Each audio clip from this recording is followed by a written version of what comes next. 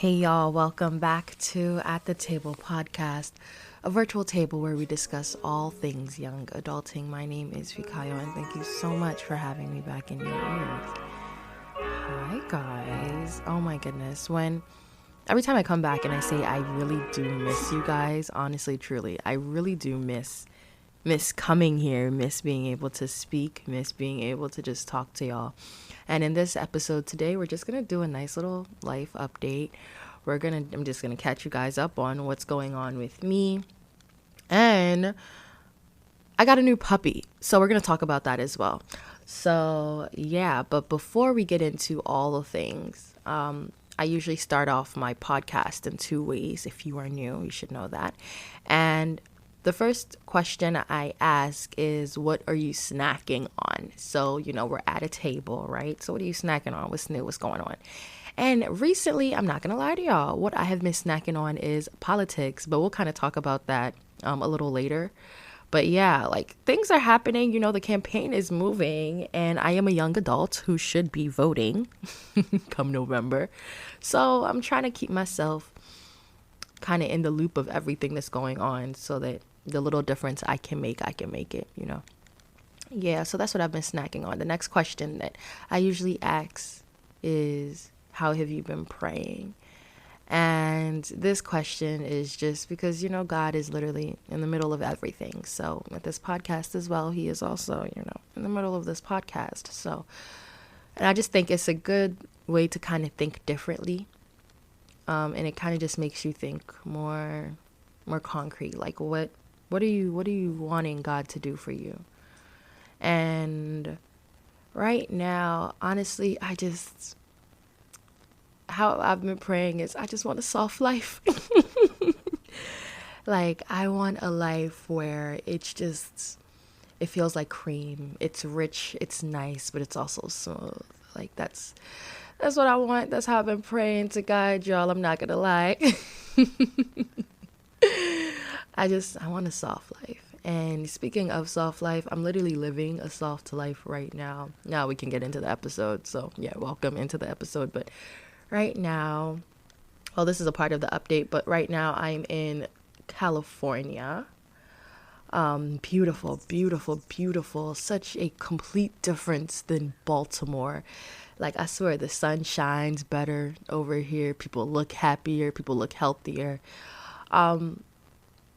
There's just something about being back down here that is just, it's amazing. Usually every 3 months, I try to give myself a vacation or a trip or something that kind of just takes me out of my regular life, because I am genuinely so busy, and I'm just constantly moving, constantly on to the next thing, and I'm so thankful and so grateful that I'm able to have a life that allows me to be able to kind of take a break from everything every 3 months or so. So it's absolutely beautiful, kind of just clearing up my headspace. I had done all of my MBA homework before today. Podcast things were kind of solidified. I have some other things to do with the podcast, but it's nice, and it really is a privilege to be able to pull back sometimes and just be able to think. And that's what this experience also does for me. Okay, so these are the last few moves I've made in the last few months. All right, what are the next 3 months going to look like? What are the goals? It allows me to reorient myself. And I love, love, love those kind of opportunities. Speaking of homework and my MBA, we might as well talk about that too. School is going. People ask me all the time, they're like, how's school? And I'm just like, it's going. I'm doing the homework. I'm doing what I need to do. I'm meeting the due dates.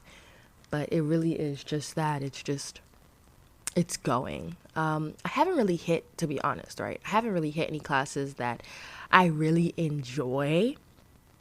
I'm thinking later on, obviously, I'll probably find classes that I'll really enjoy. We're taking accounting and financing right now in another 2 classes. And it's just accounting and finances. It really is doing one on me. I'm not gonna lie to you. It really is doing one on me.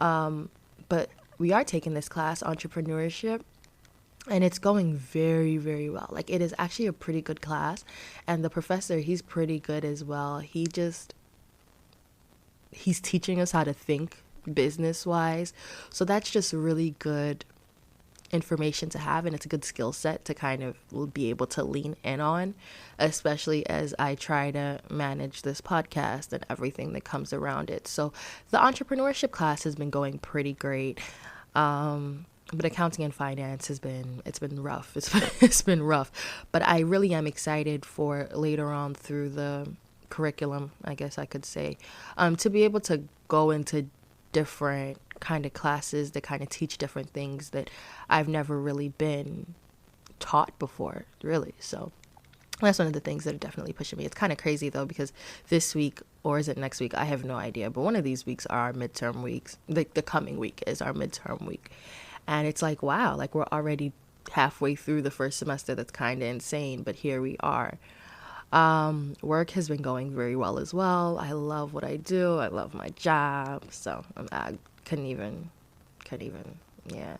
Finances. Oh my goodness. That's another thing that I needed to come out here and like think about. Like, I don't know. I never thought I would be like one of those Excel sheet girlies who like literally put everything down. But honestly, it's looking like it's getting to that time where it is time to start getting an Excel sheet and documenting all of my budgeting and subscriptions and everything down, because I just can't even remember them. Like, do y'all remember every single subscription that you have? Yeah, I can't. I mean, I probably should, right? I should be able to, right? Yeah, no, I can't.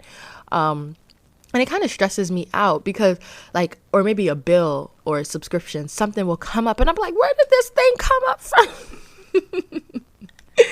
But of course, it's been there. It's been hitting me every month, but I just wasn't ready. So it definitely is one of those things that I don't want to. I just don't want to. I don't want to have to sit down and like, okay, I'm going to do this thing. But one of these days, I'm going to have to. And April's coming up too. April's a big month for me. That's usually when I do all of my spring cleaning. I have so much darn clothes. And it's unfortunate because I can't dress.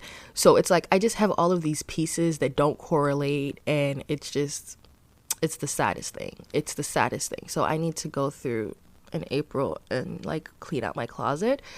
And I'm not really excited for that, if I'm being honest with you. But I think in April, that's when I'll figure out like the whole financing thing too. And I'll like make an Excel sheet is what I'm thinking. And I'll properly be able to budget, because bills are like actually the nightmare of adulting. And like I don't have that many bills right now, but like even the few I have, I genuinely hate them. So I'm scared for what the future holds, because the future has more bills for me. It does. So I'm just like, okay, let me see if I can figure it out now so that later on when it becomes more, I'm not as stressed out. But yeah, that's annoying. Another thing that like I've really been thinking through lately is mindfulness. Me and my therapist, we've been really working on it. But it's because like I do so much back at home, and I'm constantly moving.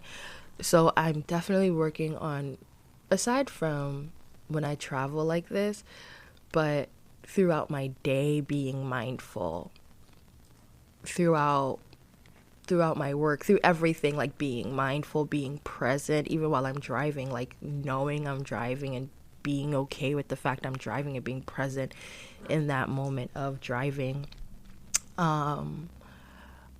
And I wanted to actually, this podcast actually I was thinking I was going to make it about mindfulness, because I've been learning a whole bunch of like tips and techniques and like grounding tips as well with my therapist. One of them that really, really helps, because I started having panic attacks again about 2-3 weeks ago. And I think it was just because of the anxiety of everything and like everything that's going on. So I started having panic attacks again. So we kind of went through that. And one thing that really has been helping me with my panic attacks is saying or reciting the ABCs like really, really slow and breathing through it.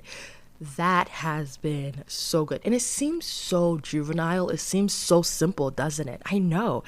But honestly, it has been a game changer for me. And it, like, my anxiety was getting so bad that I would wake up in the middle of the night and like these panic throws, and it was horrible. But I'd have to like tell myself like I'm okay, I'm okay, I'm okay, and I'd have to tell myself to breathe, and then I do my whole ABC thing, and that has been really good for me. Another thing that I've been doing is like at work specifically, whenever I kind of get stressed or I find like my mind is like somewhere else or something, I go to the bathroom, I turn on the hot water, and I put my hands under the hot water. Not to the point, obviously, that it's burning me, but enough to like kind of bring me back to my senses. Literally actually to my senses, like the hot water on my hands, enough to bring me back to that, and feel that. And that has been really good for me too. Literally at work, it's like, okay, like I got that shock of being alive again, and okay, I'm ready to go. But those two things have been really what I've been doing. I've been going to the gym a lot more as well, and I've also been journaling. I've always been journaling. I think I just have to journal my life 100%, but I've also been journaling, and that has been really good for me. But yeah, I definitely want to do a podcast on mindfulness and all the things that I've been learning, and also cognitive behaviors that I've been talking through with my therapist. And maybe I can bring, because she gave me like a whole worksheet on what I can do to help me alleviate my panic attacks and anxiety that I've been kind of having. And also we've been working through it with cognitive behaviors, and that it's just really, really good information. And if maybe you're like me and you kind of go through what I'm going through, I would like to be able to put that resource out there. So I'll definitely try and work on making sure that I do a mindfulness podcast and cognitive behavior if you kind of go through what I'm going through. Oh my goodness. Another thing, you guys, that I have been doing lately is I've been reading about Oprah. And, you know, a lot of her career is like what I kind of want to do, you know, kind of like talk show host. Well, not really talk show host, but, you know, interviewing, like having my own businesses, blah, blah, blah, blah, blah, blah, blah, blah, blah. So, I'm like, okay, let me start learning about the people I want to be about. So I started learning about Oprah. And Oprah, y'all... I don't know. You know what? Let me be nice. So there's this biography written about Oprah. So it's not an autobiography. Oprah didn't write this about herself. Somebody else wrote it on Oprah's behalf. And it's kind of crazy. It's just like, you could tell that she hated Oprah. You can tell she hated Oprah. So everything she says, and I mean, she does kind of sometimes gives Oprah her props, but it's like all from like a malicious, bad angle, and like just seeing Oprah's worst side. And I mean, what am I getting from this? And I've been listening to it. Actually, it's an audiobook, and it's like dumb long. It's like 12 hours long, and I've been listening to it. And what am I getting from it? Well, I'm getting a few things from it. First off, no matter who you are, anyone is gonna say anything. And let me even backtrack a little bit. Whether Oprah did these things with the intent or whatever, I don't know. I don't care, right? I don't know. I don't care. But there are a few things that I'm learning from the book. And well, from Oprah's side, Oprah has had a ridiculous amount of ambition. And it was probably solely that ambition and that drive that got her to exactly where she's at. And that was something that I absolutely want to take from her. That's something that I absolutely want to learn from, that ambition, that drive. But then also another thing is people are going to talk, and ultimately like you can't always defend yourself. And I'm not saying Oprah is good or bad. I don't know. But it's just one of those things where it's like, wow, like Oprah could have been doing this thing for a good reason, and people are going to say bad things. And she could have been doing it for a bad reason, and people are going to call her out on it. But it's so interesting. Like people can turn anything into anything. Like they were talking about her like donating and blah, blah, blah, and blah, blah, blah. And then they started pulling at the weeds while Oprah is donating. And like, this is why she's a bad person, because I just don't know. I don't know. But it's definitely just one of those things that I'm able to look at from a far stance. And I'm not defending Oprah, and I'm not defaming her as well or whatever. It's just, it's cool to be able to look at it from a distance and be like, okay, so these are kind of the mistakes that she kind of made, and this is how she did these things and it was perceived. Like, let me see if I can kind of like weather that storm, and just be wise in the decisions that I make. Literally just that. Like, be wise, think about it from all angles, no matter what, no matter who you are. Just make sure that you think about everything from a wide angle, especially because of like my goals and where I want to go. But yeah, I mentioned earlier, and you've probably been hearing her around, but I got a puppy. I don't want to talk about this too much because it's actually the hardest thing I've ever it's the hardest thing I've ever done. Oh my gosh. I don't want to talk about it. We'll talk about it maybe later. But yeah, I got a puppy, and she's an Aussie Doodle. So she's a mini Aussie Doodle, so she's gonna stay relatively small. And she's really sweet. She is really, really sweet. It's just like, it's a whole different set of responsibility, and on top of all the other responsibility I have, like, I just don't know if I really thought this decision out, but she's really sweet. Her name when we first got her was Joni, but I want to change her name because she's still rather young, so we can change her name. I need to change her name either to Riro, like F-O Riro. I just think Riro is so cute. I just love the name Riro, or Ivy. I'm in between. We're still figuring it out. But whatever, we're waiting for her personality to really hit. But yeah, I got a puppy. And yeah, she's definitely calm. She definitely has more my temperament of just like being a bit more relaxed. But Jesus Christ, it's an additional responsibility. Now I'm gonna move this conversation over to something else.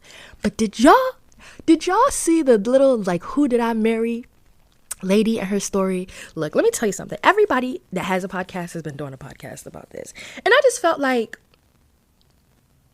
I should too. I should talk about it.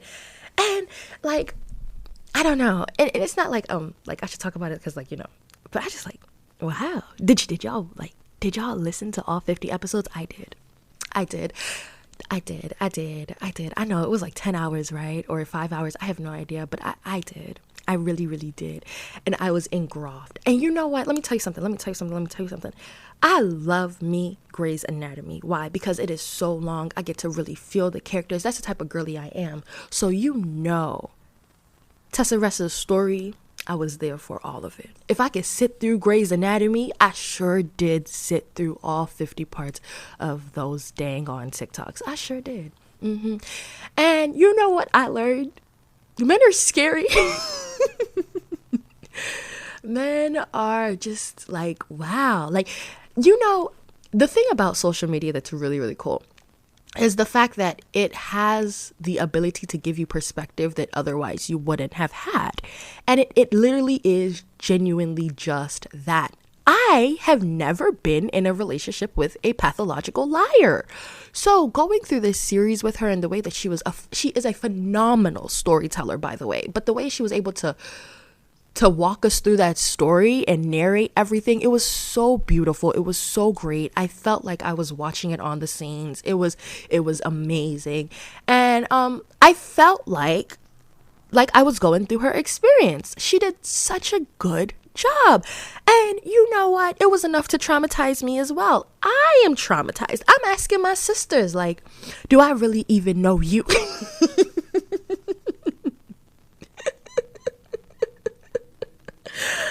I'm asking my mom, like, did you give birth to me for real? Are those baby pictures real? My mom's like, I'm going to make you dinner. I'm like, are you really going to make me dinner? Or are you just going to pull out the ingredients and make me think that you're going to make me dinner and you're not going to make me dinner? I definitely, and that's the thing about social media too, that I try to be very, very careful of. I mean, I'm not sure about everybody else. I can only speak towards Fikayo's experience in living, but I am such an empath that I will literally take on whatever someone else is feeling. Like, I will feel that myself. And I absolutely 100% felt the trauma that lady went through. I did. I really, really did. And yeah, so I'm men and pathological liar men are scary. I should say that. I should reiterate. Men that are pathological liars are scary. And anyone actually that is a pathological liar is terrifying because you understand, like, a pathological liar is lying just because they want to. Like, they don't even have a reason to lie. It could be unprovoked. Like, they're just gonna lie. They're just not gonna tell you the truth. That's insane. That is insane. I've never met someone like that before. Another thing that I noticed from that, I don't know what you would call it, series, I guess, is it just made me so much more wary about the love women have for men. And it's true. Like, and it's crazy because men know this. Once a man is able to get a girl to fall in love with her, like, she's in love. She's in love. Like, he could tell her to do anything and she'll do it. And it's just one of those things, I think, I'm not sure if we talk about enough, but, like, girls really do we really do let our guard down when it comes to love and men. And I don't know, it was just something that I became a little bit more aware about. So wow, that was a lot. It was really, really good though. It was really good. If you haven't watched it, I don't know, there's probably YouTube videos where it kind of summarizes it and everything for you, so maybe you don't have to watch the whole drawn out thing, but it was definitely an experience. I have since deleted TikTok. Yeah, I've deleted TikTok. I just can't do it anymore.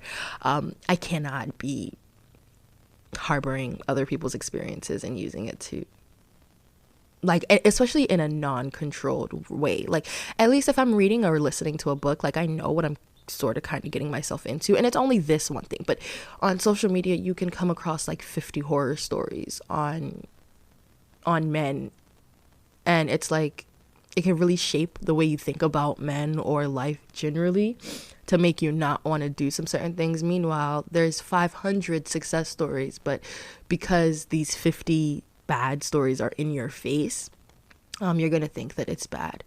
And it's also like, you have to think about, it's only people that have bad reviews that leave reviews, not usually people that have good reviews leave good reviews. So I try to constantly remember that. And that goes with everything, like every facet of everything. Like, it could go with work, it could go with like living with your parents or being with your parents or relationships, anything. Like, you have to remember that social media is basically like a review spot, right? And it's usually people that have bad ones that are leaving reviews. So there are good things out there. They're just probably not talking about it because they're basking in the goodness of it, which is beautiful. But it's something that I definitely try to keep cognizant of. Now, moving on to my second part of this update is podcasting life. How is podcasting life going for me? I love being a podcaster. It really is just, it's my identity, girl. It's who I want to be, really. I love the art of connecting. I love the power of words. I love what my experiences are, talking through my experiences or what I'm learning can help someone, and not like me generally, but like people, like where transparency can go in the heart of a person and how words are able to evoke that change. I think it's absolutely beautiful. So I love podcasting. It has gotten a little harder, just a little bit, because I need a team. I do have a small team, but I need a team, like a team, because doing everything as like a 1-person band is actually kind of difficult, especially since we've been picking up. Actually, you're going to see a lot more interviews coming out. I already have some recorded already, and I'm really excited to push those out and have you guys listen to them and be able to tell me how you think about it. But yeah, podcasting life it's its own thing. I struggle sometimes though with comparison. I should be careful how I say this too, because I think it's not even healthy. It's not even unhealthy comparison, I should say, but it's more like glancing over and looking what the other side is doing, and it's like, oh, should I probably be doing that? Like, one big thing is YouTube videos. I don't want to do them. And I know I should. Probably people will listen more, or I have no idea. The reception will probably be better. I don't know. But there's a reason why I started podcasting before I started YouTubing. And quite frankly, I just don't want to see my face. I don't want to see my face. Well, that's like at least the initial reason why I didn't do YouTubing before podcasting. But I just didn't want to see my face. Like, I don't want to stare at my face for hours upon hours editing and everything. Like, I can do my voice, that's easier, but my face, I just no thank you. And then another thing, right now, the reason why I don't want to do video is because I love audio. Like, I love audio. I listen to my books. Like, I don't even watch movies anymore or series or anything anymore. I'm usually listening to an audiobook if I'm not physically reading. And that's how I've been mentally stimulating myself, just through audio. And it's the love of my life. Like, I really do love it. I love when I hear like a really crisp microphone. I love when I feel like you're literally in my thoughts.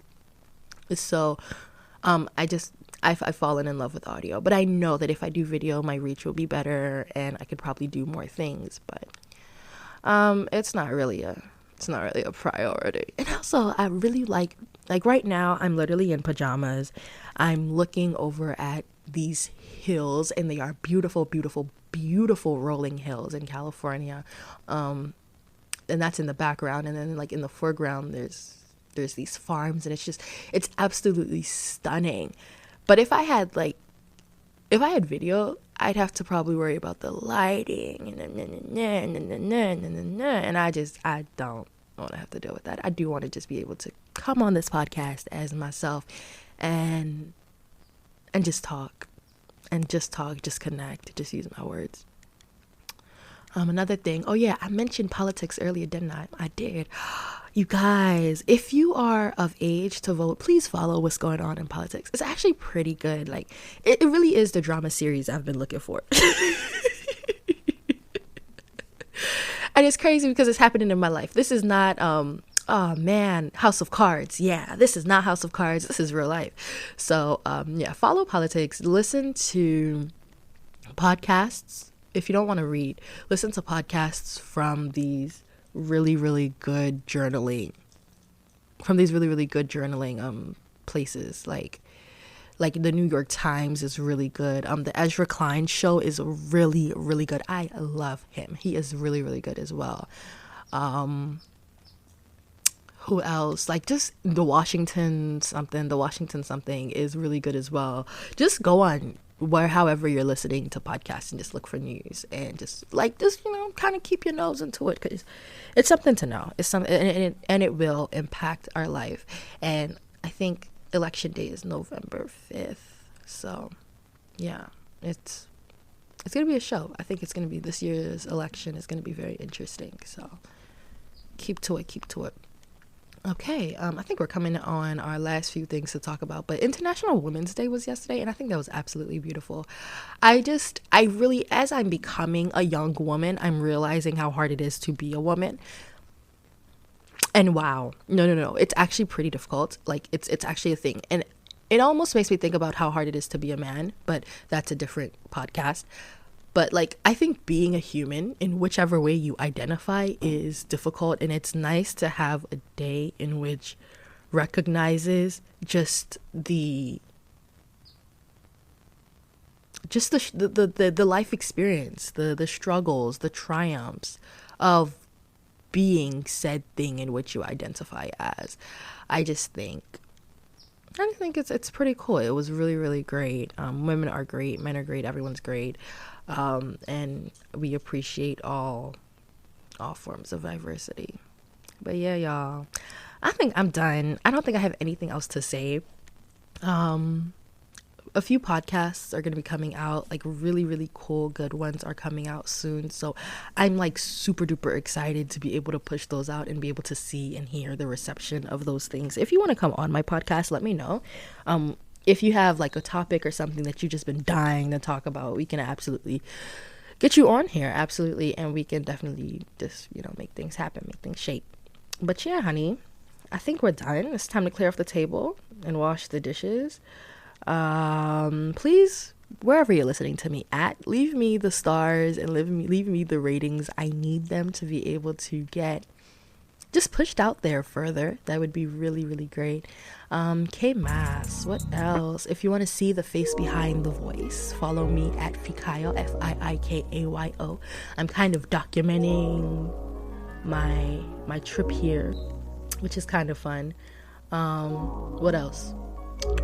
The podcast Instagram is at @thetable_pod. We are here every Friday, or at least we try to be. Yesterday, please forgive